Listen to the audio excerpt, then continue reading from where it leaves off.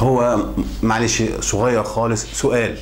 لما الدكتور المنسي كان بتحصل اي مشكله، يعني وطبعا كلكم راع وكل راعي مسؤول عن رعايته، لما بتحصل اي حادثه احنا نقول ان الدكتور المنسي مسؤول بصفته رئيس. يقول لك لا ده الدكتور المنسي كده، الحوادث ده ويوسف الخربان، هو يعني هو اللي كان سايق القطر، نقول حوادث هو كان سايق القطر. طب الناس اللي اتقتلوا يعني هو اللي كان قتلهم؟ ما هو اللي مش عارف ايه. طب اللي قدام انتحاديه، ما هو يعني هو اللي كان عمل لهم؟ طب اللي قدام مش عارف في المقطم، هو يعني هو اللي كان عمل كل الكلام.